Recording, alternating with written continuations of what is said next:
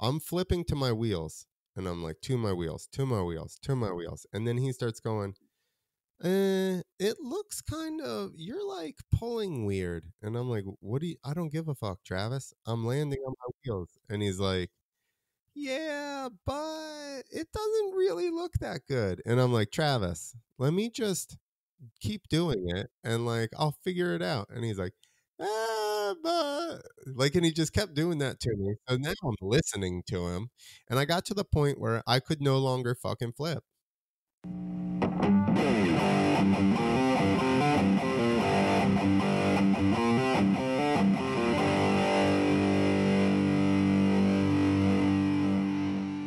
Welcome back, everyone. In this episode of Riders Lounge Podcast, I catch up with Clint Esposito, all the way from the US of A, to find out how he went from riding in some of the first ever events and finding out what is harder, learning backflips at Travis Pastrana's house or standing on stage and starting a new career as a comedian. I'm Steve Sommerfeld and I'm your host for this podcast dedicated to the sport of freestyle motocross.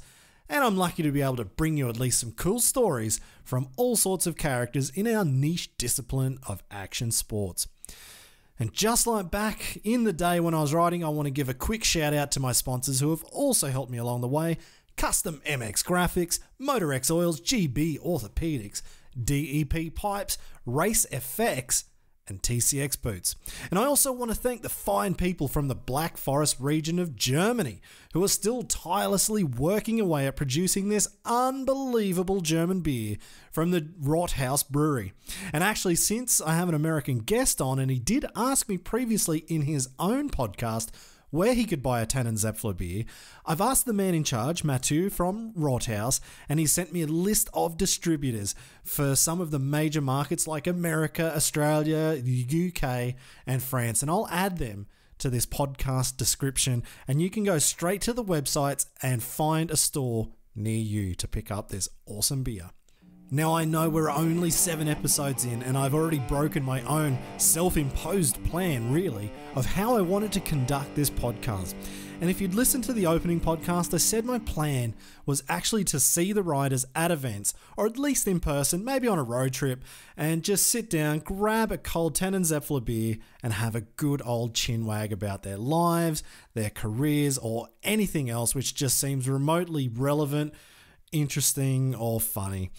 And the reason I wanted to do the interviews like that in person was having that relaxed vibe where it's just not a straight up boring interview, but actually having a joke around with whoever it is. But more importantly, it was about the audio quality, and I wanted to keep the quality high because there's nothing worse than listening to a tinny conversation over a phone call or Skype. And I know that my internet and phone connection here in Germany is worse than when I had a 33.3K dial-up modem back in Australia like 15 years ago. So I couldn't really do it online. Now, without events and actually being able to see anyone, I was lucky in a way that we managed to get the first interviews with Navas and Pignol, Sheeny and Squibby at Night of the Jumps in Berlin at that first event of the season before quarantine started. And it looks like we'll have to wait until September the 5th before we'll see anyone again at the first round of the World Championships in Basel, Switzerland. So I also had the luxury of interviewing Fabi last month, but he lives just down the road. So I had to find a different way of doing podcast interviews in particular, so I don't have to rely on this really crappy internet connection. So I found a way, I think, and I've asked Clint Esposito if he would be my test dummy, see if the settings are right, and if it doesn't work, we'll just do the whole interview again tomorrow and use his equipment because he's just a nice guy and he loves to help out. So again, a huge thanks for Clint for taking the time between his own podcast commitments to help me out, and it looks like it has worked. So let's spread the love. After you've tuned in here, head on over to either his podcast or his YouTube channel where he's got some pretty funny videos. It's Two Wheels to Freedom. Hit the start recording now. Let's give this a test. We've got Clint Esposito here having a test on a new system of trying to make a podcast, and you're a bit of a master at this sort of stuff. So I'm just having a first crack at it. online with Zencaster to see if this thing works, because my internet sucks, that we found out when we did the interview on your podcast on Two Wheels to Freedom. So hopefully this works out.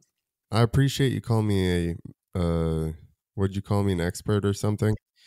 I don't agree with that necessarily, but I think it's probably just, like riding. You put a lot of effort in and then you fuck up and then you go, oh, I guess we're not going to do that one again. So I just have more time. Yeah, exactly. So just a quick introduction here of Clint. You've got your podcast, Two Wheels to Freedom, all about anything motocross related. You're a veteran in freestyle motocross, but you're a racer before that. You've got into podcast. I really wish I spoke to you before I started this idea, because podcasts are hard. It's way harder than I thought it was going to be. Yeah, I mean, I think it's like anything. You need to stay on it, and just be consistent. And it's like any other job, as far as you have to consistently come up with ideas. Well, it's more on you. There's nobody telling you we need this by this time, blah, blah, blah. So you basically have to just, come up with ideas, get the interviews, produce everything, and get it out on your own. It's just a hustle.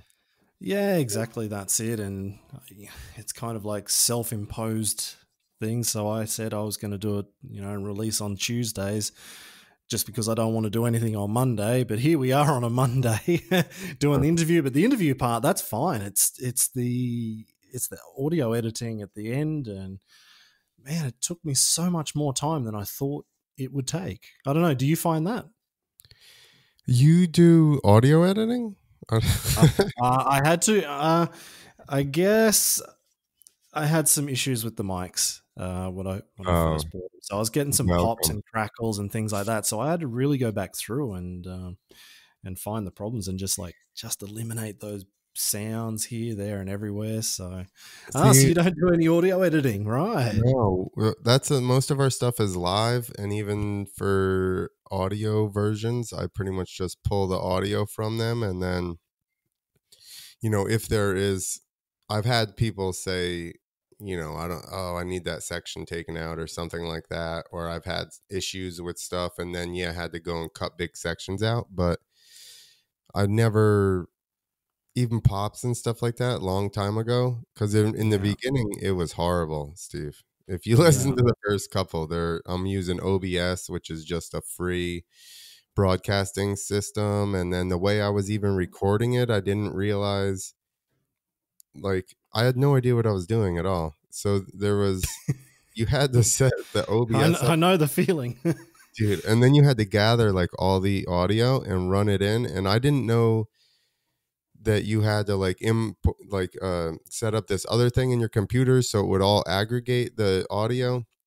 And then I had a mic, a speaker plugged in, like a big full like PA speaker plugged in. So I had the audio run out of my computer into the speaker, and then I had a second mic that was recording that speaker. Whoa. Yeah. So then I finally got to the point where I figured out how to run the audio through the thing, and then it's still people on calls. So like now I finally got it figured out where the audio actually runs out of my computer, out of a jack, right into my mixing board, just like one of the other, like a mic would. So, but it took me a long time to get around to figuring all that stuff out. Whoa, you're on another level to me. I've just got a USB. Well, for this one, I've just got a USB mic and some earphones. And then when I'm doing the in-person interviews, it's just 2 microphones and a recorder. So I'm definitely on the basic end of the spectrum. If you've got full mixing boards and the mixing board I have is for podcasts. It even has its own SD card. Okay.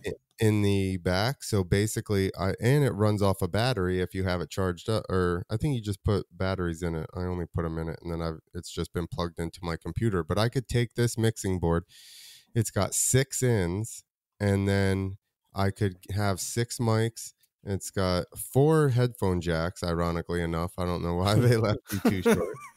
But it's got its own SD card, so we could record a whole podcast on the SD card on the mixer itself, and then it actually records the podcast in individual channels. So Okay. if Steve, if you get drunk and you're being a dickhead, I can just edit you right out. Well, that may happen. It could So, happen. Couldn't it? so Any I'm one of just about to have my first Rothaus Tannenzaepfle. So anything can happen. Actually, we spoke about that. And I spoke to the guys at Rothaus, and I guess I'll do an intro anyway to this episode. And I found the distributor for America. So Uh-oh. yeah, exactly. So you can find some Rothaus over there. So where are you in America? Where are you based? I think it's I'm in New New Jersey. Jersey. Yeah, Yep. New Jersey. How are things going there at the moment? I'm not going to touch on the whole topic really, but how's it going? Are you riding a bike? Is that possible? Yeah, I've been riding I've worked the whole time. Oh, I okay. stopped going down to the shop. So I worked at a motorcycle shop, and then I also worked like construction, and I just do it periodically. I have flexible schedules so that I can do stuff like record podcasts and all that shit, and shows hopefully when they ever get open back up, Yeah. But so I stopped going down to the shop because the shop is 45 minutes away, and it's in a worse area. That area had more cases. Yeah. So I just stopped going down there and just worked construction here the whole time. And seriously, I've ridden more the last 3 months than I have in the last probably 3-4 years. No way. Wow, Yeah. then you're doing well. You're doing pretty damn well. I'm Yeah. just riding private tracks, Yeah. so it's like there's friggin' 8 of us at the most.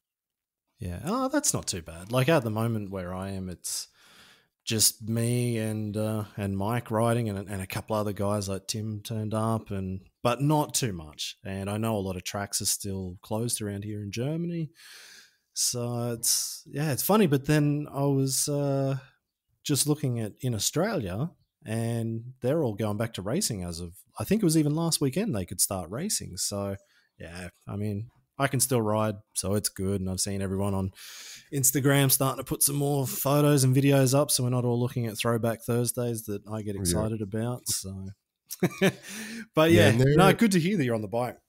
Yeah, no, I feel, but my friend had said something jokingly. I was like, dude, this is the best I've felt in like 4 years riding, just because I've ridden more, than I had since I stopped, basically. So, when did you stop? First question up. March 16th. I Oh. don't. Maybe it was 16th, 2016. It was definitely 2016. Maybe that's where I got 16 from. Yeah. But yeah, I was actually riding a vet race at some little track in the middle of nowhere, Texas, and there was like a supercross style. That's what they called it, the supercross triple. It was kind of like it looked. I don't think it was quite that big. I would say maybe 60, like 5 feet shorter, maybe not quite as tall a face. Yeah. And I jumped it in practice when it was all tacky. And then first moto, I got a bad start. Second moto, I got a bad start. And there was not even that many people in the classes. So Yeah. I just got hung up behind some people, and then it was kind of one line, so I couldn't get around them. The second one had some like younger kids in it. So then third one, I figured out what I was doing wrong on my starts, and I wasn't like leaning down and getting my chest to the bar before they dropped the gate. I was still in the motion of leaning down, and then when the gate went, I had to clutch it a couple times. So then the third moto, I was like, I'm just going to get ready like low super early. And I never saw anybody else the whole rest of the moto. I had like a 16-second lead.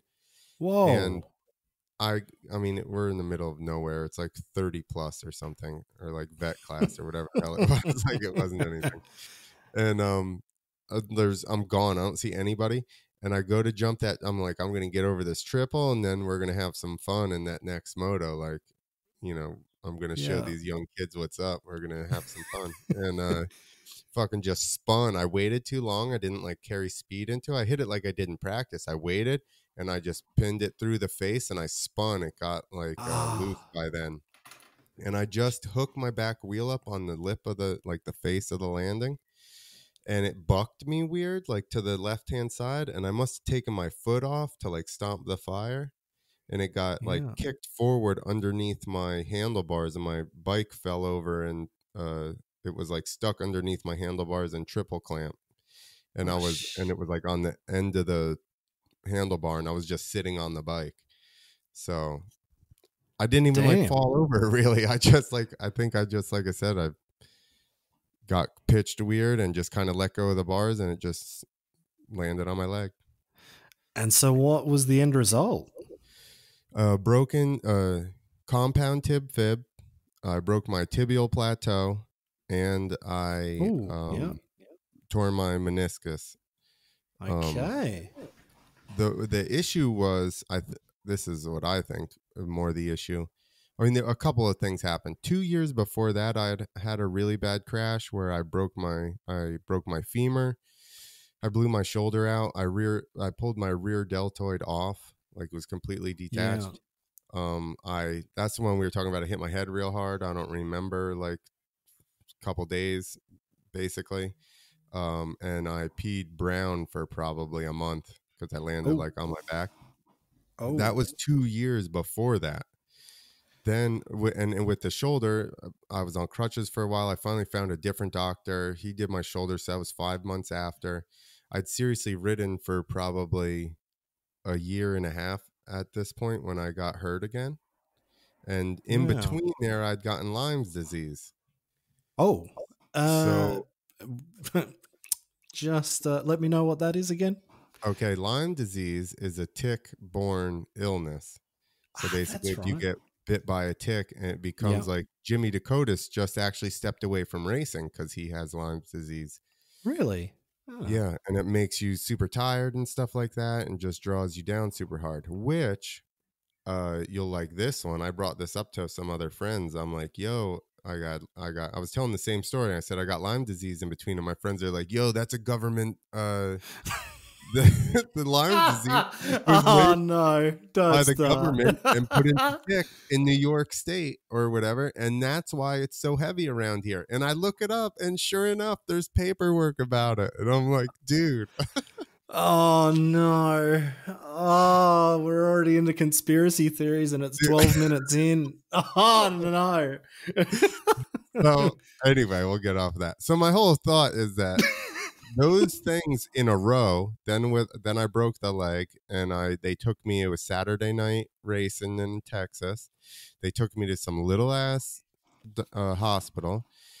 And the first thing the doctor says to me is, it's standard tib fib. And I'm like, oh God, I'm going to have like a club foot after this. I'm going to be dragging it around. So I fucking start texting the doctor that did my shoulder. Yeah. And I'm like, yo, I broke my leg pretty bad, and I want you to do it because I want to make sure my toes work and everything. Yeah, So that was on Saturday night. I got to him on Monday.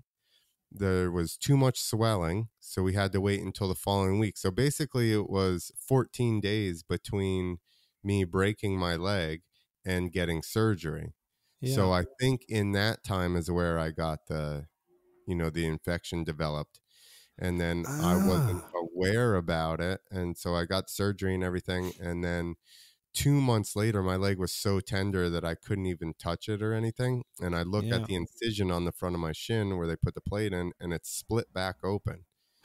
Like the top and the bottom are peeled, and the middle is just wide open, and you can see my tendon and shit. So then I'm like, so then I contact the doctor. I have to go back to the doctor. Then they give me a skin graft. They cut a big strip of skin out of my crotch, out of my groin, and put it on so I got like basically pubes on my shin now. No way. Well, no. I mean, it doesn't. Close enough. That. But yeah, it's a good joke, at least. Oh, man. Yeah, that sucks. So that was the end. It was a fiasco, and I'm like, oh, I'm over it. I'm 36. I'm like, what am I doing anyway?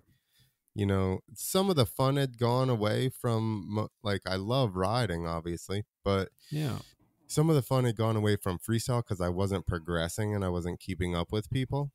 Yeah. with the sport itself. So like just doing the same tricks over and over every weekend was getting super old anyway, and it wasn't fulfilling to me as much. Yeah. You didn't have that same like feeling when you're a kid just going, oh, I'm going to ride for the next 3 weeks until I get this damn C grab or Yeah. whatever. You just, No, yeah. it wasn't even that. We were to a point where the things that you included, super flips and KOD flips, and I'm just like, you know what? I don't even want to fuck with it. I'm like, I understand what it's going to take to learn all that shit, and I'm just not there anymore. Yeah. Well, at least, yeah, you knew when to call it. So unfortunately, it came I on mean, from an did I? injury as well. I But should have probably called it the last injury, really. yeah, I could probably say the same, to be honest. But Yeah. but then if mine didn't get as bad as it did, I would still be riding. So That's that exactly decision where was I made think. for me, and kind of for you. Exactly. I think it was like a warning, and I was like, fuck that, I'm riding. And then they were like, That's it. You haven't got a chance, pal. Yeah. Sorry, buddy. Yeah, that's it. That sucks. I used So to I always used to say riding is like stripping, right? It's like too easy to go and be just terrified or feel awkward for like 2 nights and make a couple grand and then just chill. yep. Well, I would have to agree.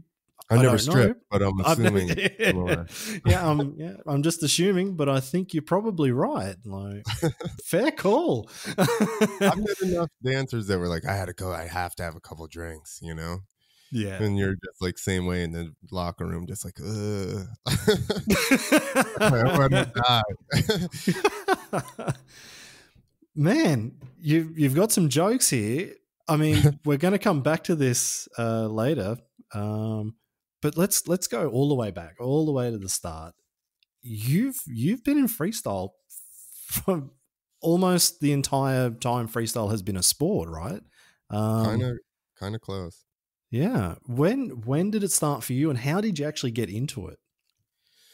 This is a good story, actually. And it's totally random how it happened. I raced. I got a pro license at 19, which is in 2019 or no, 99. Yeah.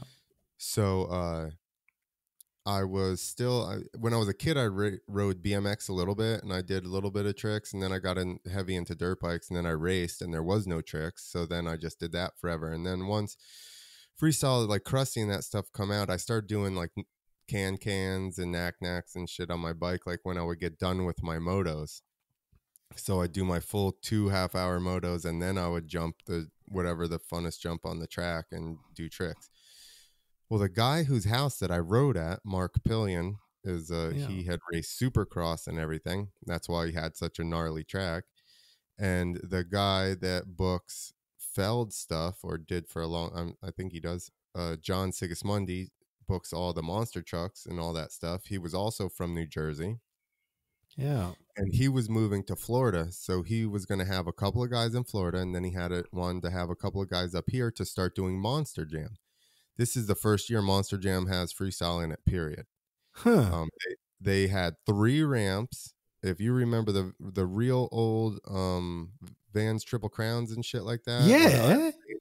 Those wide ass red ramps. Yeah, exactly. I remember them. We had the 4th one. Huh. So there was 3 on that tour, and then there was another one made for Monster Jams, and that one was on the East Coast, that one we had. So the very first time he had asked John to come and do these shows. He goes, I just need somebody to jump 65 feet or whatever, in a building, and it's pays this much, whatever. And that guy was older. He was like my mentor basically in riding. He's like, I got a kid, I got a business. He's like, I can't be running around doing this shit. He said, but I have a pro level racer that rides at my house all the time that already does like no-footed cans and cans and knacks and stuff like that. He's already doing tricks.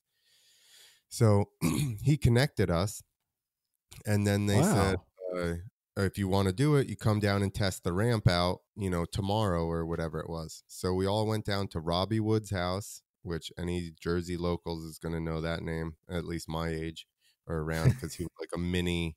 He used to kill everybody on minis. And then the other guy was Chad Smith. He's also like a Jersey local legend dude. And the third Jersey local legend you're going to know, Derek Burlew. Oh, okay. This is the Really? first time this is the first time I ever hit a ramp. It's Robbie Wood, Chad Smith, Derek Burlew. He's on a No way. 16 or 17 on a 125. And then John was there. And we went down there, rode the ramps with them, testing them out, started doing some tricks and everything. Rob had this huge fucking landing. You know, we're like, this is sick, blah, blah, blah. So then Derek and I started riding together. Yeah. He didn't have a license, so I used to drive down 45 minutes, pick him up, then drive like 20, 30 minutes to this motocross track that just had a big dirt double in the back section.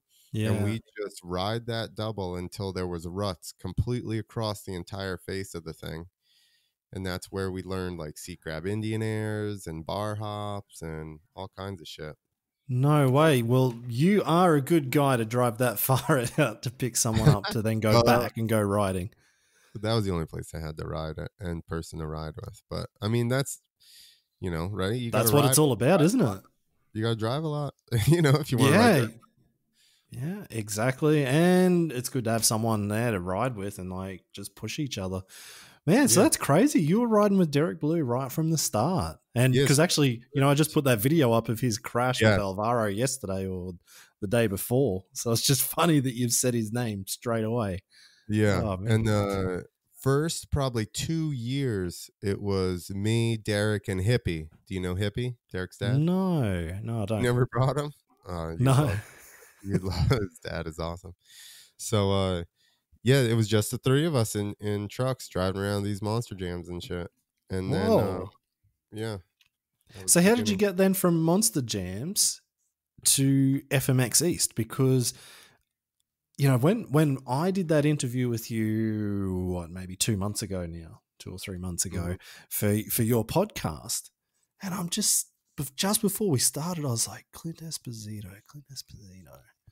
Where do I know that name from? And I just, Freestyle MTX, FMX East. And everything just started rushing back. And I'm sure, well, I don't know how many people remember the old freestylemtx.com website or FMX East, but basically that was your thing, right? All the way back then. Yep. Yeah. So I started doing the monster jams, and then that was only kind of in the winter, and the summer was slow. So somebody actually, Rudy Waller. Oh, another name from the past. Yeah, I mean, that's my whole career. So Rudy Waller calls me. I'm doing monster jams in the winter. And then I started, I built the ramps and everything. I had probably, I want to say at least one of the first 5 portable landings in the world, probably. I built it. I finished it in 01. So as far as I knew, there was that shitty wooden one on Warped Tour. Mark Burnett had a flatbed truck that like lifted up to a big safety over the top, and I don't know that, I'm sure it's very possible someone else did, but I didn't know of anyone else having a truck or a landing at all. Yeah. So I built that in 01, so everybody on the East Coast had to play ball with me at least for a year or 2. Wow. So that's why I ended up meeting it, you know, like I was exposed to everybody just because I got in so early and I had the equipment at that point. So then Rudy calls me and he's like, yo, since you got that ramp, because I didn't even have a landing at the time yet. I just had a takeoff ramp. Yeah. And Rudy's like, hey, I got a promoter that's doing a monster truck show in New York State. I'd already started FMX East. I came up with the name. Basically, my thought was we needed to be a big group and put out videos and stuff like that to promote us all together, because I realized nobody was coming to film us. So I was just like, be our own thing here. Yeah. So that was the premise for that. And then Rudy got me in contact with Rich Schaefer, who now runs like NHRA or something. But he was doing monster truck shows, and he would book them at like speedways. So I went to do that monster truck show for Richie, where I met, and these are names you're not going to know, Brian Manson, who books all the toughest monster trucks, and there was another series he did. So I ended up riding for him for the next like 13 years. Like I did all of his freestyle motocross. The track Whoa. that we went and did the monster truck show at, the dude that owned that track owned the whole dirt car racing series. So I talked to him. So then he started booking us at like a show in New York State on Thursday, one on Friday, one on Saturday. Or we'd even like 4th of July week, dude, we'd do all week. Just a different track, like a couple hours apart every night. Damn, So that's like how that's a real job. Yeah. And I was 21, 22. I had a cell phone and truck insurance. You know what I mean? Like I was making bank. Wow. Hey, the glamour of freestyle motocross. And so how long did that go for? How long did you keep running shows for? And 2016 until then. So you were just running your own shows all the way up until then. Were you doing other shows? Were you branching out and going here, there, and everywhere? Or were you just that busy with FMX East? It was, so it morphed at one point. I got a partner and we started Maneuver Motorsports in like 2012 or something like that. And that basically the premise was semi-truck, a ride monster truck, where the people sit in the back. Yeah. In the semi, and a landing and ramps in the semi. So this way, Maneuver is the tactical moving of equipment. It's basically like an army reference. So my thing was Maneuver Motorsports is we come in one big truck with like a friggin' like 3 or 4 acts for a show or something like that. Perfect. Yeah. Economies of scale. Good. Yeah. So at one point we had like 3 or 4 ramps going. Basically, when gas was the highest in the US, when it was $4 a gallon, we were cranking. Dude, our fuel bill was like 20,000-30,000 a month. Holy hell. Yeah. So think about now, you could have chopped that in half. That would have been a lot more profit there. But yeah. Anyway, so yeah, I always booked my own shows. I did ride the ramp to ramp. I rode, like I said, Monster Jams right in the beginning when they first started. Then we had a falling out. I stepped away. Then the ramp to ramp IFMA tour came in, basically when they got rid of dirt. Yeah. And I mended fences, and I came back to ride that tour and meet all those guys, Jason Rowe and that whole tour, Kavanaugh. There's probably 30 people I met from there. And then eventually that kind of went away. And then I just booked my own stuff, motorcycle rallies, fairs, festivals, whatever. Yeah. So were you kind of more the show rider than you, because I know you were running, was it the first amateur comp in America? Did you start that? Well, not the first. There was a couple. Englishtown did the first, the place I actually, and this might actually go back before I hit the ramp for, it must have been right after, but I didn't know Derek. It had to have been before. Englishtown had a amateur freestyle motocross contest super early on. Yeah. Jason Lawrence was in it on an 80. No way. Yes, he got second doing cowboy kicks, one-handed footers on an 80. No way. And that's actually where I met Berlew. For I'd seen him at the track, but I didn't ever talk to him or anything. And then because we were doing the contest, we actually ended up hanging around a little bit. So that's where I met him and became, kind of friends with him. And then we started testing the ramps together, and then we just basically rode together all the time for a couple of years.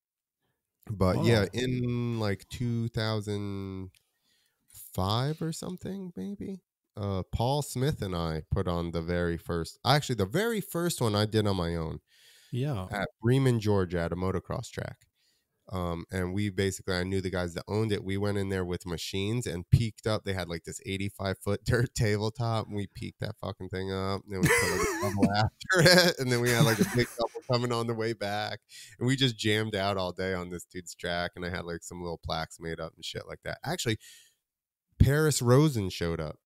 Whoa. The front flip guy from Minnesota to Georgia. And he shows up. Me and Paul Smith are in the truck, like all the way in the back of the property smoking. And this minivan rolls up.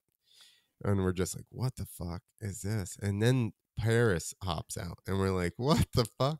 And the guy's like, yo, are you guys here for the contest or whatever? We're like, yeah, we're like setting it up. And he's like, I just drove down here from Minnesota. And we're like, what? You don't even have a bike? And he goes, yeah, I do. It's laying down in the back. So we look, and sure enough, his bike is just laid down in the back of a minivan.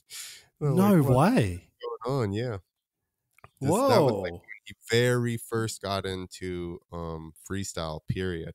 And then next thing you know, like a couple years later, he's like, I'm doing front flips. And I was like, damn. Far out. So then that grew into Paul and I doing the biggest contest we ever did was at Durham Town, Georgia. And we had the local radio station sponsor it and everything. Somehow Paul pulled that off. And then we ended up doing a freestyle contest on a course, and then on like the ramp course, which I helped him, design and lay out and everything.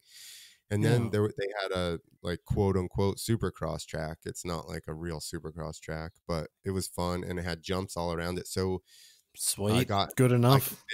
Yeah, exactly. I convinced him to let me and the track builder go and peak all those things up. So we had a course contest, and then we had like a free ride course contest. And the track builder was actually stoked he got to build this shit up, because he's like, he always tells me to make it mellow. He was like Filipino or something like that, and he like spoke broken English, but he kept going good like he was just I was like, steeper. He goes, yeah. I was like, fuck yeah, put a lip on that thing. So he was all stoked the whole time. That's awesome, man. Yeah, and then it turned into a series. So then, because of those contests, other amateur contests started to pop up. So then I was like, yo, do you want to be part of our series? So then I just started making it, like incorporating their contests as well into the series. And we got to where eventually we had 5 or 6 rounds, like 2 or 3, like probably at least 2 years in a row. We were actually part of the AFMXA when that deal was around. That became our second body, and then we kind of get the shaft on that one. But whatever happened to that? Yeah, it was a fucking joke. I don't know. I remember all the talk at the time and blah blah blah, but it just fizzled out from what I saw. But I don't know. Well, and even when they did those, I mean, there's a whole bunch of backstory to all that shit. Like, we agreed to do that and make the sanctioning body. The chick that was running it was supposed to come to all the events. She came to one, and then the one in Paula that was right in her backyard. Those are the only two. I'm literally the only person that went to every single event. Yeah. When we're at Paula running that event, everybody, and you could name big name riders that were helping run it and organize it and blah blah blah, and everybody's turning to me going, how should we judge this? How should we do that? Da da da. I'm helping everybody with all that shit. We get done, and they do the award show deal at the casino. It's supposed to be for the end of the year, and they literally never said anything about the series winners and only talked about the event in Paula. They didn't mention Chuck. They didn't mention me. They didn't mention our series at all. All they talked about was that one event and acted like the rest of it didn't happen. That's crazy. Just to remind people that are listening, what was the AFMXA? No. Yeah. Is that it? Yeah. American Freestyle Motocross Association. And it was supposed to eventually become that's why they changed it to RAD after that, Riders Above Dirt, That's right. I remember that. Because of the whole debacle with us. And we had a big enough voice at that time that basically they threw that to the wayside and they tried to run their own event a standalone event the following year. But that's why that happened. I'm pretty sure. Seems Huh. coincidental that it was the AFMXA for 2 years working with us, and then all that happened. And the next year it was rad. And so it was just like because it was like a whole bunch of the big boys at the time just got Yeah. together, or I guess, and this is what we're going to do. They wanted to make freestyle good for everyone, right? Is that the idea? I mean, it's like people's campaign like promises, right? They say what they Exactly. think that you want to It's hear, and then politics.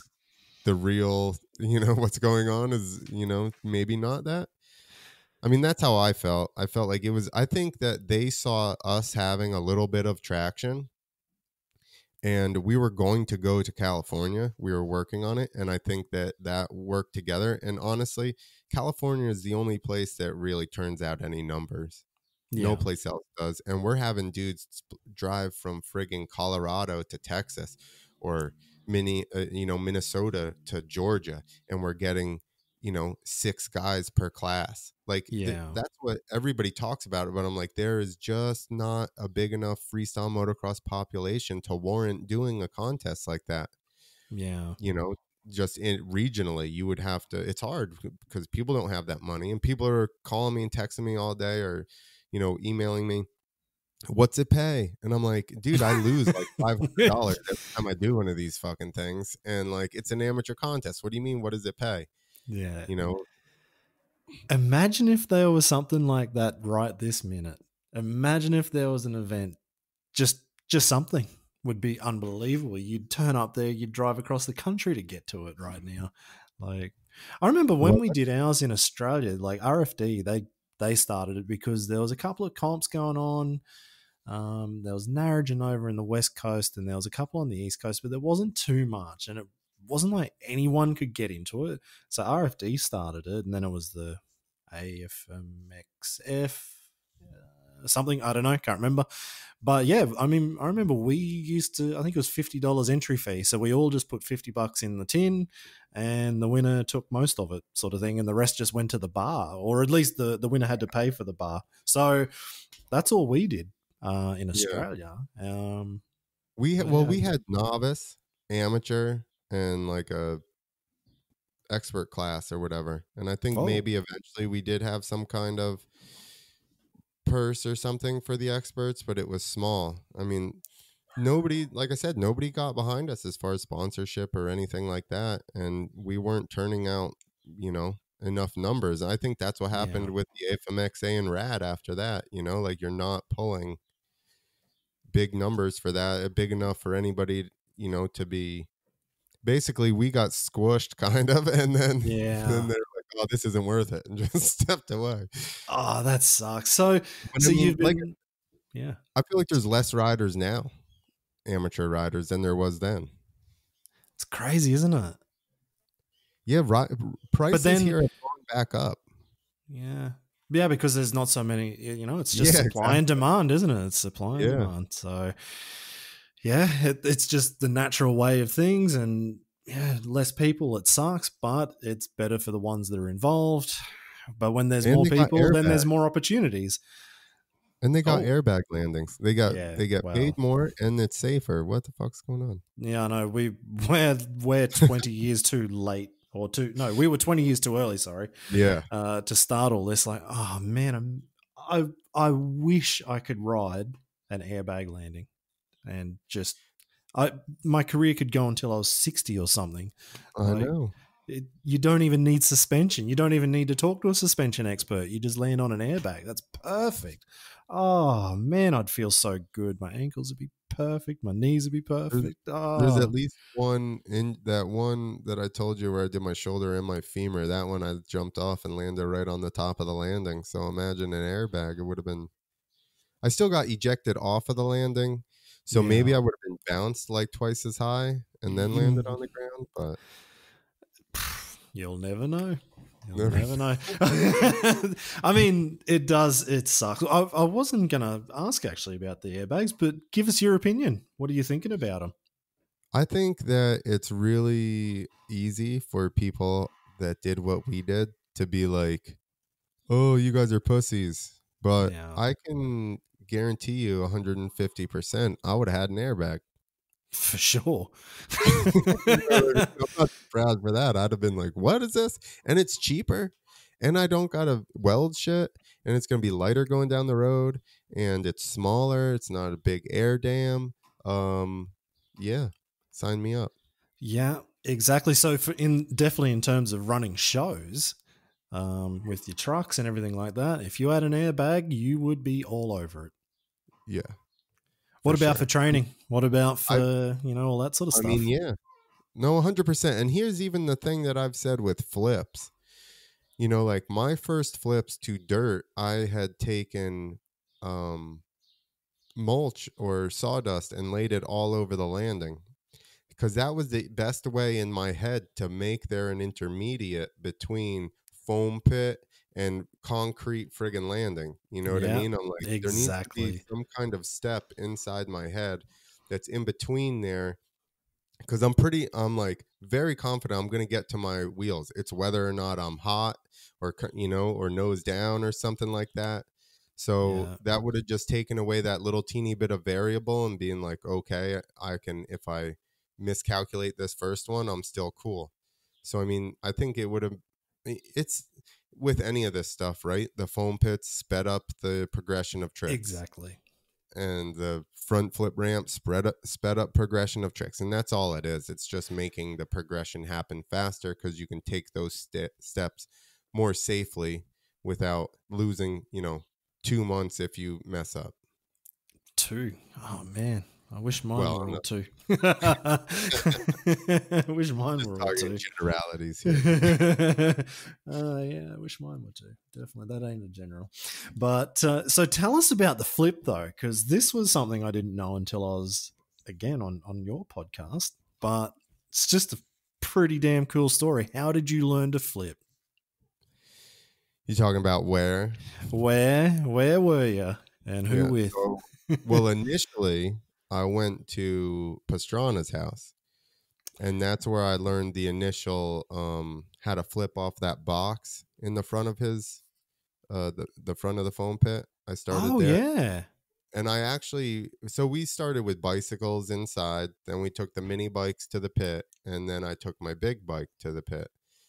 And I flipped a couple of times. Travis was actually hurt. He happened to be around because he had knee surgery. So he was just like, around every day yelling at us that we wake up at the crack of noon and fucking all this shit. He's probably only like 19 at the time, and he's just like, or not even, he's just there yelling at us. No way. So your first flips were at Travis Pastrana's house. That is unbelievable. That's right. And if you watch his cribs, if you go back and watch MTV Cribs at his house, my box van, the landing ramp, is in the driveway. It says Empire Racing on the side because that's the team I was working for. Yeah. And then my Honda was leaned up against a ramp right in front of the foam pit. And then I ran the mechanical bull when his friend, or maybe Roy at the time, gets on the mechanical bull. I'm in the up in like the loft or whatever, running the mechanical bull. And then at the end, they have somebody do a seat grab flip into the pit on a Suzuki. That's Greg Hartman. And then they have 2 mini bikes do backflips, and the one kid misses the pit. I was the other mini bike. Oh, no way. We ran up to the corner, and I was like, I'm on the left. And he's like, oh. I was like, I didn't want to get next to the edge. And he like steered away from me so he didn't hit me and fucking went off. And that's, oh, no way. Yeah. Man, I remember that. What year was that?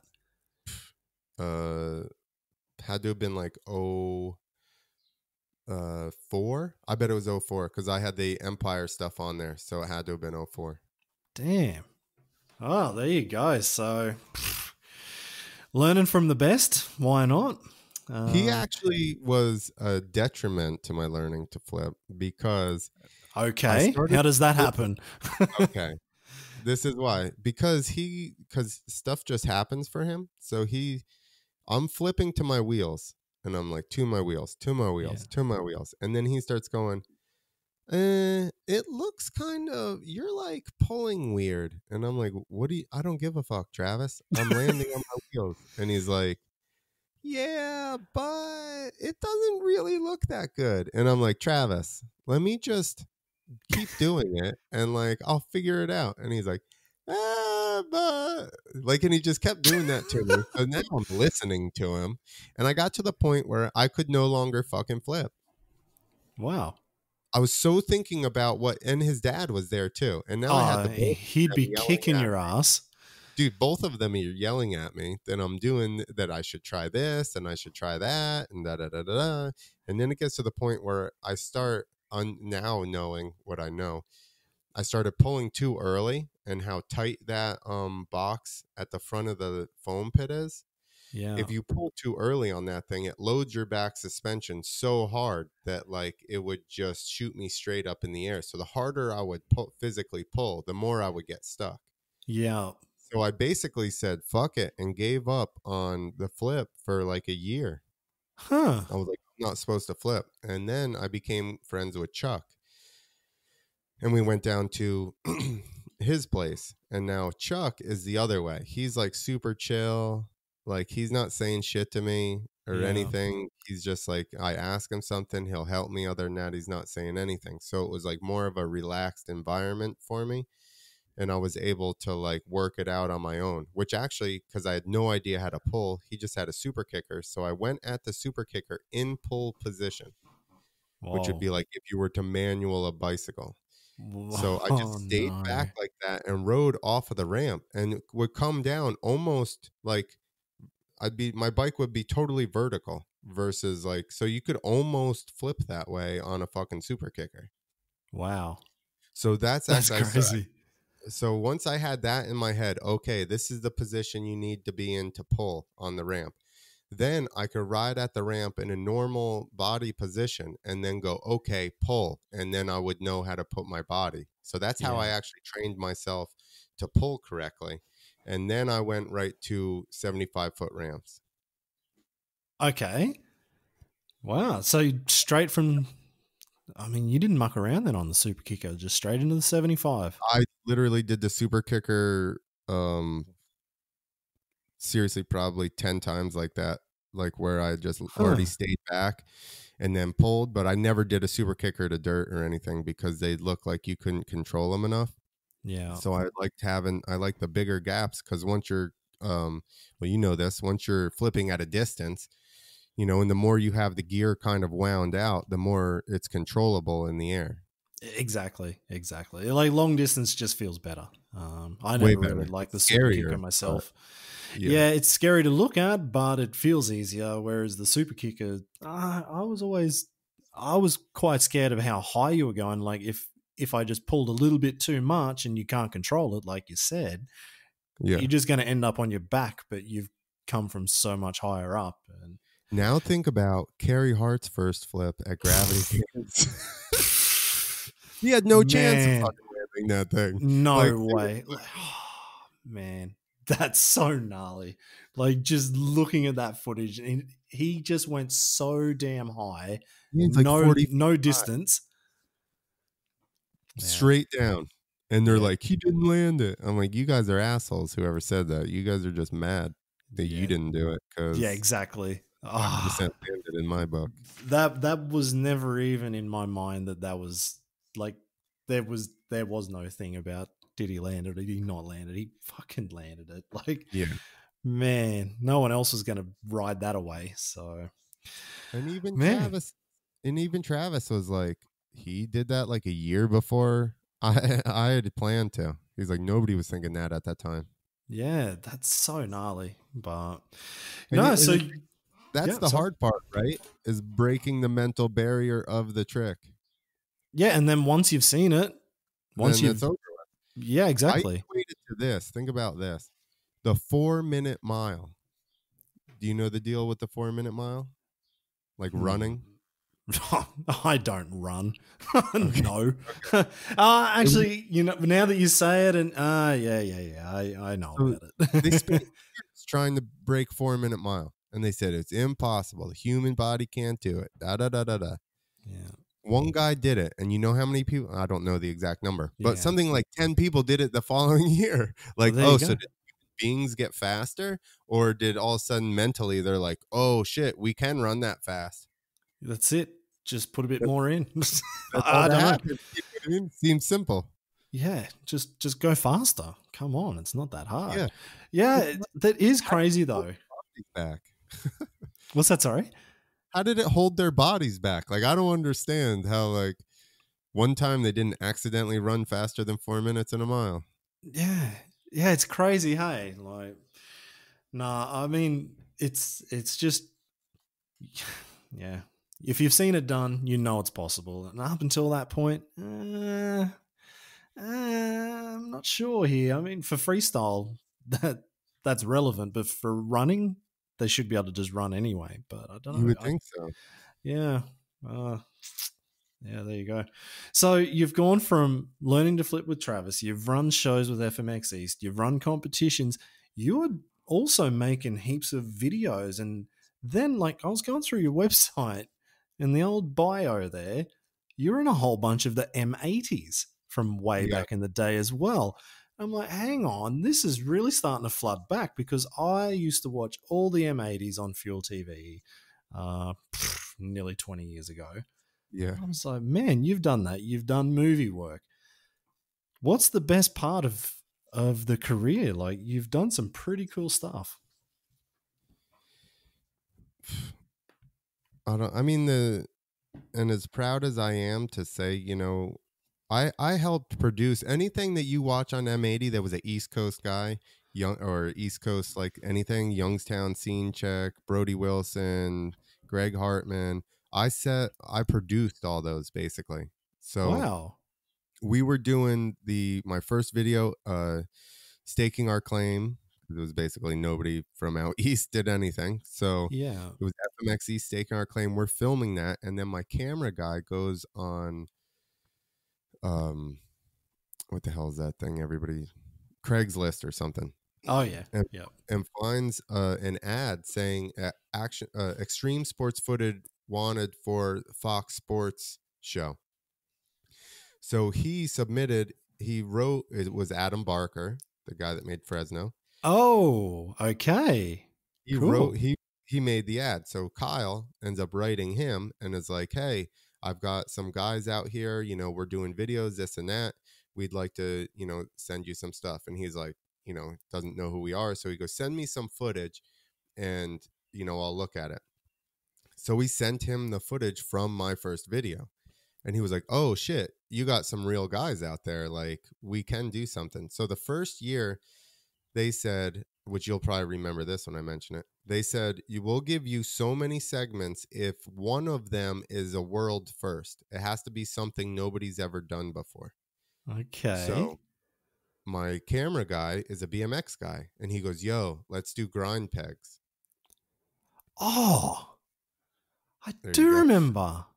So that's how we landed the deal with M80, was I had to promise to do the grind pegs. Huh.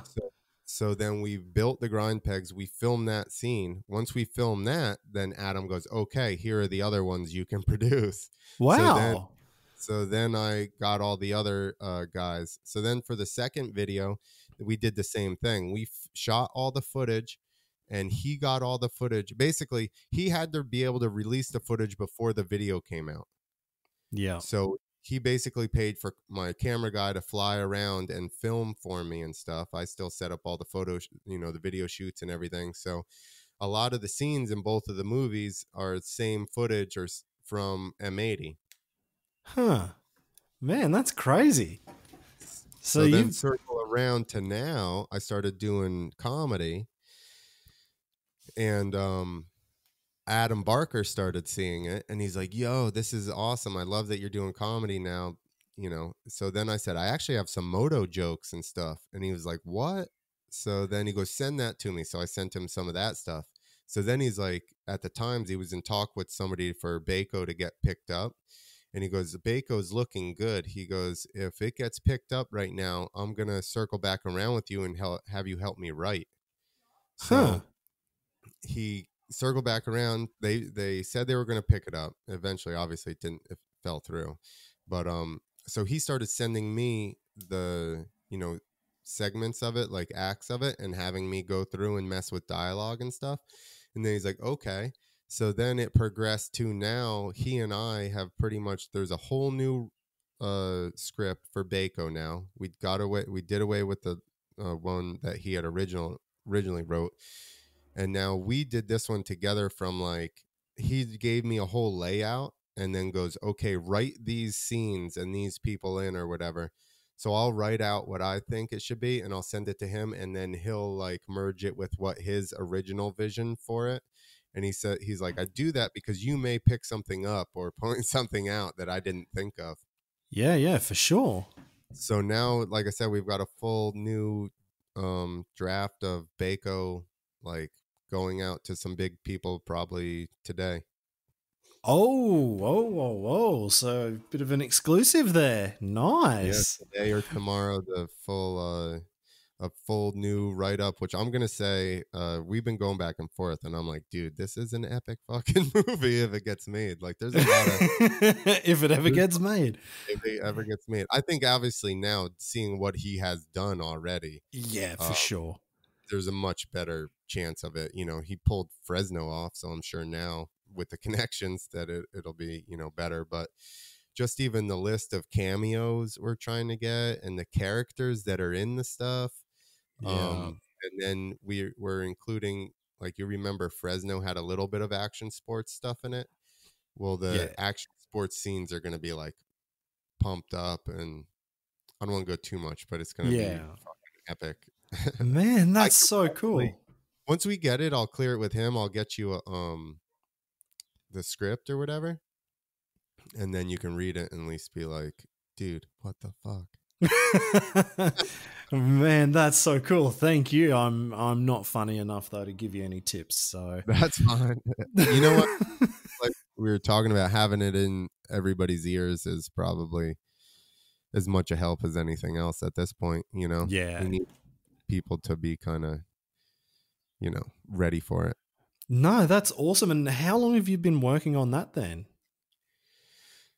We started last year, and then something happened, and then he had some other like business stuff come up, so then he basically got sidetracked, and he's just like, life and this and that. So really, do you know when I did the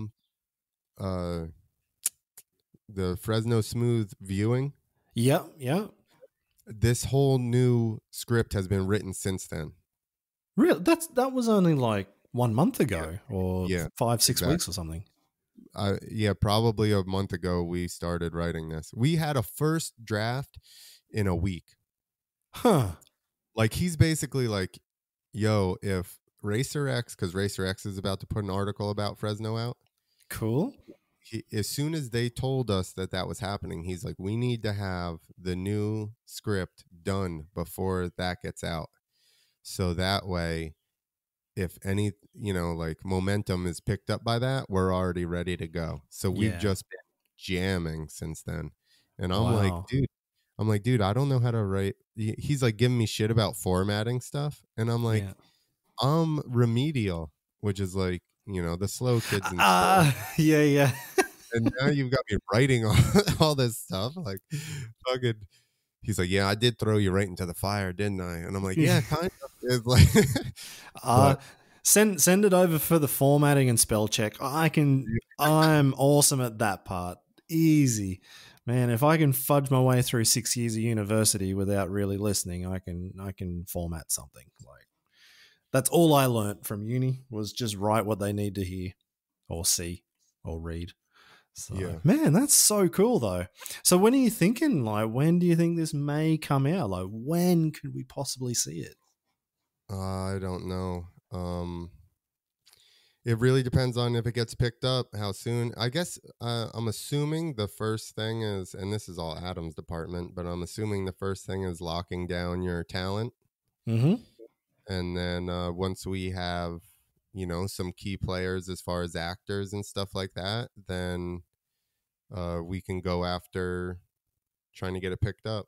sponsors or uh I don't really have any idea how that works. Studio, I don't know. Does Adam have a studio? I don't know any of that. So I really, timeline wise, I don't know. I know he's fired up about it right now, and we're like full go. So hopefully, soon. Man, that's awesome news. That's so good to hear. So, And I'm telling you, it's gonna be like mainstream epic, like National Lampoons type of, super funny stuff happening all the time. yeah, At this point, we've got kind of a full thing down, and I'm basically going through to try and punch up all the dialogue, yeah. kind of, just to make sure that everybody's back and forth is like witty and just like a little bit off, so it's fun. Man, that's so cool. So, well, everyone get out there and make sure you get it when it's out. That's awesome to hear. And you and I may have stuff coming up if all this stuff gets sorted out. We won't talk about it, but hey, I like secret squirrels. I don't know about it, but you can tell me later. That's right. Yeah, I don't remember from back then. Maybe too many beers. maybe one day, instead of what we were talking about, it'll be Baco premieres at some events. Exactly. That would be awesome. So, well, that was the next thing that I wanted to ask you about. Like, you've moved now pretty much, I don't know, it's not full time, but basically you're fully in the MC game. You are MCing these premieres. Who was it? Moto? Was it Moto 9? This is Moto. This is Moto. Moto Co. The movie was Moto. Yeah. But yeah. So once they get a new movie out, then I'll be running their East Coast premiere tour, and basically, like you said, hosting it and just making sure the movie plays. It'll be fun. It'll be like putting on events minus having to deal with athletes. It'll just have the movie plays. Apart from, you don't have to worry about people crashing, you don't have to worry about motorbikes going through fences and whether they just turn up. Yep. Perfect. Sounds easy. Yeah. Sounds easy. I'm telling you. That's what I said. I was like, this is like an action sports event minus cat wrangling all day. Exactly. Well, that's what my wife says, because she does the actual rider management at night of the jumps stuff. Like, all my job is to get them there, as long as they've got on the plane, which is sometimes difficult, maybe with guys like Edgar. But as long as they get there, then it's up to Rach. But yeah, it's like trying to put cats in the basket, and you think you got 12 in there and one jumps out, and then you try and get it, and then the next 5 jump out. Where the hell do they go? Oh, there's heaps of riders at catering. Oh no, some are working on their bikes. Hey, how about this? I think that they did all the Supercross rounds in Utah just to keep everybody under control with their low percentage beer. Hey, that makes so much more sense. They were like, it's 3% beer here. We need to get everybody stuck here so they can't get too out of control. They'd have to drink so much beer, they'd just be hydrated at that point. That actually makes sense. That's a conspiracy theory I'm ready to get behind. There you go. Oh man. So you're doing MCing, but really the main one that really is quite impressive for me, and you've already touched on it anyway, is the comedy. Like, you're just cracking jokes. You've got moto jokes. I was watching the YouTube videos where there was something about you racing in the women's class. How did you get into comedy? And yeah, it's just interesting for me. So I actually was hurt and announcing one of my own shows instead of paying I just paid somebody else to ride, and then I just announced it instead of hiring an announcer. Yeah. So as I'm announcing, and I'm pretty just monotone all the time, so I'm just slipping comments in there, which I don't figure anybody's gonna get. And then I start noticing like people like sporadically throughout the crowd, like laughing, some like older dudes. And then I realized, like, I was like, oh, I'm just in the wrong venue for this. Ah. For people to be telling jokes. So, and it was still a while. It was still a couple of years. I got hurt and I stopped riding. And then I really wanted something that kind of got the adrenaline going, and that maybe if I got good at, I could travel and, it would at least be not a normal job. So I started just going by myself to open mics. And Wow. I didn't even tell anybody that I knew that I was doing it, nothing, because I didn't want anybody I knew to be in the room. For So I sure. going by myself and started doing mics, and then eventually I just became friends with the comedians and stuff, and now I just go there and hang out with those guys. But yeah, and it's not like I'm like fucking Dave Chappelle or anything, or even Aaron Berg, you know what I mean? Like, but I have a lot of fun doing it, and I'm progressing, and I have coupled what I did with freestyle. Like, I'm just running it the same way as FMX East was. Okay. Deal with the venues, I book the show, I have the PA system, I put myself in the show, and then I hire other, you know, artists, whatever you want to call them, to do the Ah. show with me. So basically, it's the exact same format as when I booked freestyle shows. I'd So book the show, I'd ride you're it, and then other guys. you're actually even booking the whole show. You're not just turning up to, like a comedy club that's on every Friday night and whatever. You're actually making them happen, making them happen. Yeah, I mean, a little bit of showing up to other places, but a Yeah. lot of them you gotta get past that and this and that. And honestly, I'm like kind of, it depends. Some of there, it's like anything else. It's clicky, And Yeah. I'm especially right now in comedy, I'm a cisgender white male that's all like friggin' bald, and you know what I mean, to work out a bunch. So I'm like the fucking enemy in this crowd, kind of. Oh, So no way. I've figured out. Cut your fenders and run the baggies, mate. Just Yeah, exactly. Exactly. I'm just like, fucking, I'm going freestyling.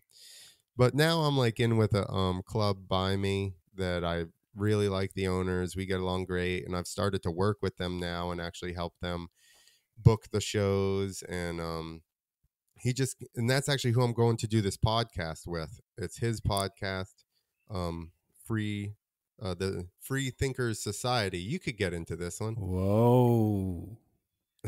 So Whoa, here we go. and I have one. I have two Wheels to Freedom, and then I got another one, the Clint Files, which is like talking about healing from injuries and like stuff other than narcotics for injuries and pain management and stuff like Yeah. that. And just like, That one I'm so probably going to have to find out about. there you go. Try So and yeah. try and get the pain medication happening or And I've something. talked to the doctor that did my shoulder about being on, and I talked to another doctor did a neck surgery on me. I had two bulging discs and one herniated in my neck. It was Yeah. like 06 or 07, and the front of my arm started to hurt. And he did this surgery where he moved my esophagus aside, stuck a needle in my neck, and it Oh, emits oh. sound waves. And it shrinks the discs down. And I haven't had, this is 2007, like I said, over Whoa. 10 years. 13 years ago. Yeah. I've had no issue with my neck at all. I rode 2 weeks later. Huh. And every time somebody has a neck issue, they're like, "Oh, you need a disc replacement and this and that." And I'm like, how is this so long ago and nobody knows about this procedure? This is ridiculous. Man. Well, thanks for letting me know because my back is bad. So, They can't do your lower back yet, at least not then as I'm of, screwed. because they can't go through the front. There's too much stuff in the way. Yeah, well, for me there is. Yeah, I think I'd have to do a bit of workout or something if they're going to try and get through there. But You're worried about jabbing your fat, Steve. So they don't want to pierce you. oh man, so man, that's so gnarly. So what's the hardest, comedy or freestyle motocross? Getting up on stage, or at least those first times, like when you said you didn't tell anybody and you turned up. Like, what's harder, trying Yeah, but comedy for the first time or jumping a ramp? everybody always says this, and I'm like, listen, it's easy, because, and this is how I even broke it down in the beginning, like, bad night of comedy.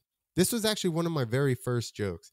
It's like bad night of comedy is like my ego's just hurt, Yeah. and a bad night of freestyle motocross is you wake up in the hospital and your ego's hurt and your leg is broken. You know what I mean? It's not the same thing.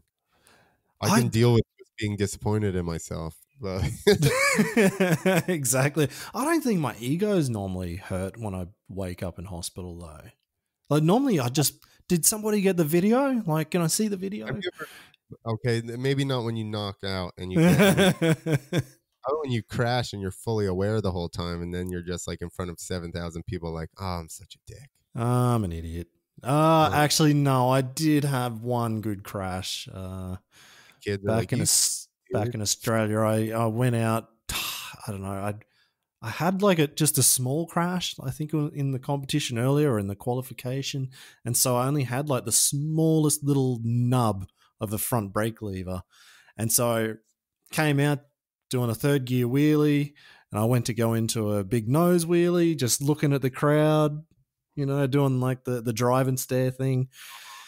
Yeah, that little nub of a front brake just wasn't enough. So third gear, straight into the Red Bull box. Didn't even slow down.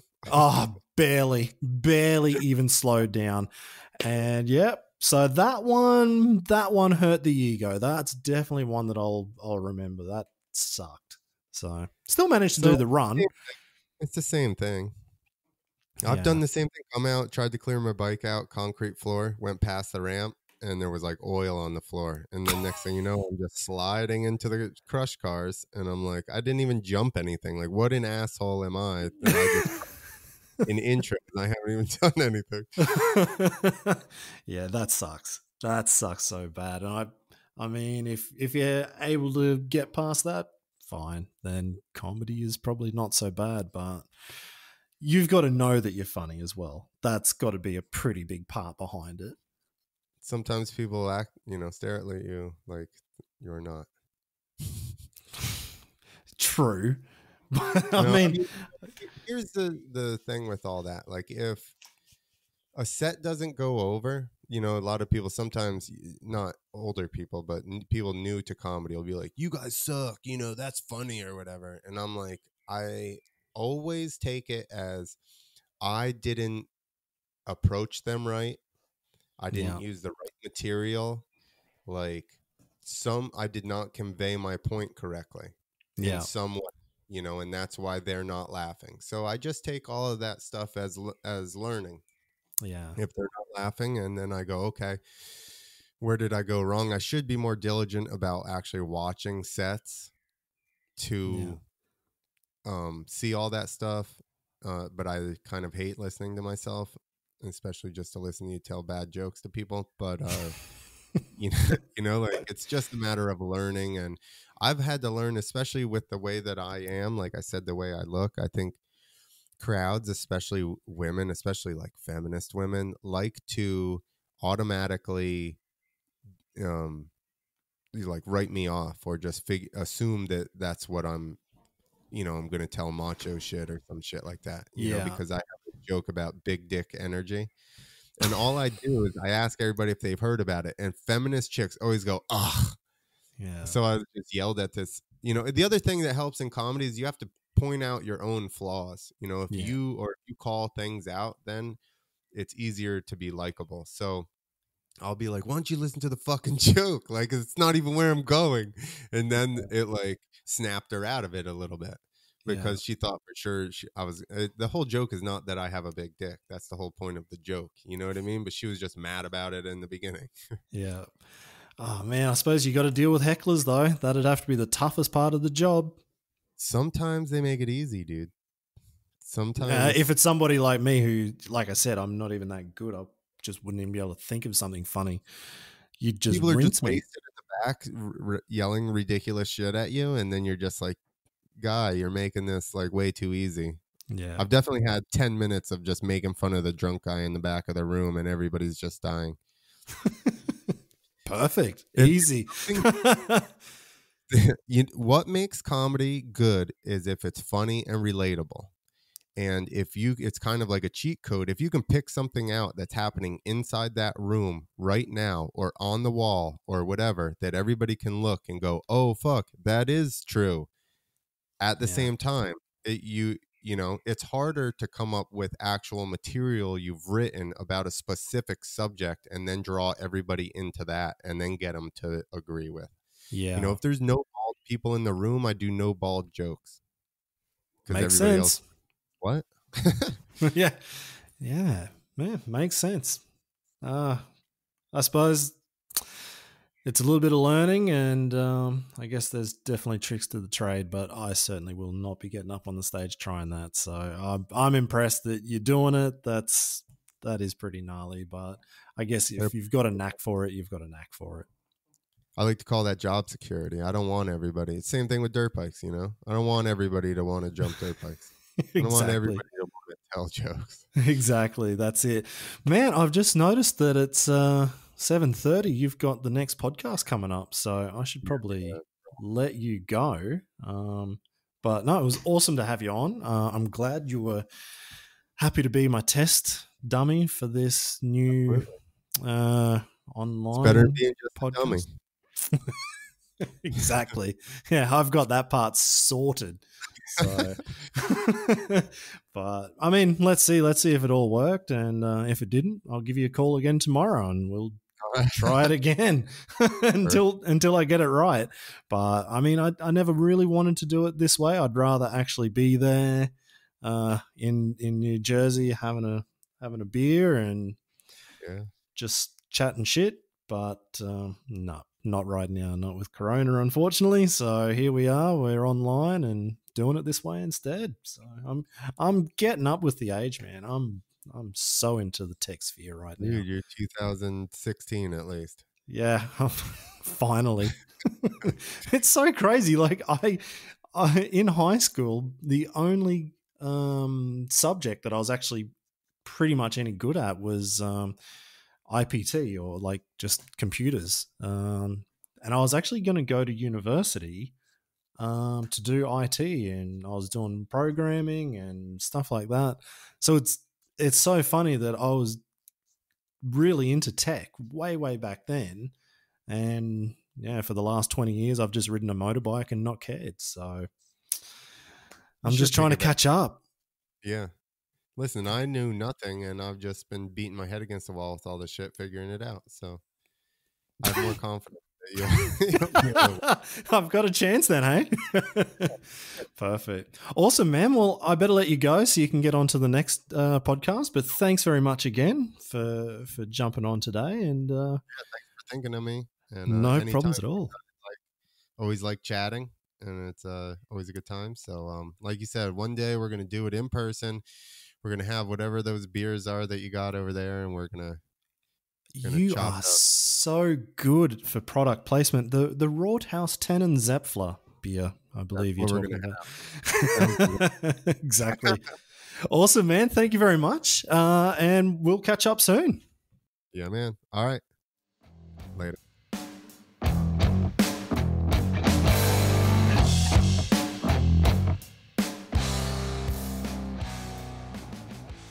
Now, I don't know about you guys, but I think this new system has worked. So let's say welcome to version 1.1 of the Riders Lounge podcast. I don't know what version 1.2 or 1.3 or 2.0 will look like, but hey, we're stepping into all new technologies, which everyone's probably used for like 10 years. But no, it's not bad. Before you disappear, I know Clint did a good job by opening up to that plug for Rothaus, but I really want to thank the guys and girls from this awesome brewery in Germany and supplying me with the Tannenzaepfle range of beers and alcohol-free beers. Like I said at the top of this episode, I actually have a few names of the distributors from around the world, such as St. Killian, which is in the States, Alpen Liquor wholesalers in Australia, which funnily enough I googled and is literally 1 kilometre from the first house I moved to when I went to university in Brisbane. It's almost right beside the Brecky Creek Hotel, and for anyone that lives in Brisbane, they'll probably know exactly where that is. In France, if you check out Hostein's boutique range, and in the UK, I think you can find it at the blackforestbeers.co.uk website, but I'll put the links in the episode description as well. And if you're from any other country and you haven't found a Tannenzaepfle in your local shop yet, Let me know, and I'll see if I can find the closest spot or an online store so you can also find this awesomeness in a bottle. If you enjoyed this interview, please subscribe to the podcast in whatever platform you're listening to it on and give it a nice big 5-star rating. Also, check out our Instagram, Facebook, and YouTube channels for special content, videos, and photos of each of our guests here. If you have any comments, suggestions, or want your favorite rider to be interviewed, let me know. I promise I will read it, but right now I'm going to get back into playing this new TIMX mobile game, as I've got some pretty exciting news coming about that really soon. But I need to get my practice in now so I can turn pro before I let the cat out of the bag. And it's funny actually, because I used to do game guides on GoldenEye on the Nintendo 64 with my mate Lachlan Ingalls when we were like 15 years old, way back in the 90s. I have no idea why I gave up on this tech stuff, and if I just kept at it, I'd probably be one of those millionaire gamers you hear about on the news. But who would have thought that was even possible back then? Anyway, I'm going to go jump on this game, and we'll see you on the next episode.